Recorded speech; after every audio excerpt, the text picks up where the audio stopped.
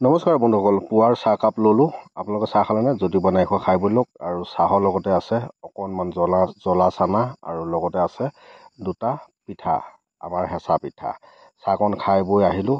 এই গছজোপা চিনি পাইছেনে? নেফাপু। হাই প্ৰেছাৰৰ কাৰণে যথেষ্টখিনি ভাল, সেইকাৰণে ইয়াৰ দুপাহীমান ছিঙি ল'লোঁ। যিহেতুকে আজি গাহৰি অনা হৈছে, গাহৰিৰ লগত খাবৰ বাবে। আৰু লগতে লৈ ল'লোঁ এয়া মৰু গছৰ পাত দুখিলামান, যিহেতুকে আমি খাওঁ। আপোনালোকে খায়নে? যদিও বা নাই খোৱা, কেতিয়াবা বনাই খাই চাব। যিহেতুকে মই গাহৰিৰ লগত খাম। এতিয়া এইফালে এয়া গাহৰি মাংস আৰু এইফালে যিখিনি পাত বুটলি আনিছিলোঁ, এতিয়া গৰম পানীত দি দিলোঁ। আৰু লাহেকৈ দি দিয়া হ'ব এতিয়া মাংসখিনি। এয়া চাওক, মাংসখিনি দি দিলোঁ। এক কেৰাহী পানীত মাংস আৰু তুলি থোৱা শাক চব্জিসমূহ দি মই এতিয়া লাহে লাহে বইল কৰি থাকিম। আৰু যি পাওঁ সকলোখিনি বুটলি আনি ইয়াতে দিম। আৰু আপোনালোকে চাই থাকক, আজি জুইত বনাইছোঁ, কিমান ধুনীয়াকৈ দপদপকৈ জুইকুৰা জ্বলিছে চাওকচোন। এতিয়া আনি থোৱা ডিমৰু পাতকেইখিলাও লগতে দি দিলোঁ। এয়া চাওক, এতিয়া লাহেকৈ হেতাখন দি অকণমান পানীলৈ সুমুৱাই থৈ দিওঁ।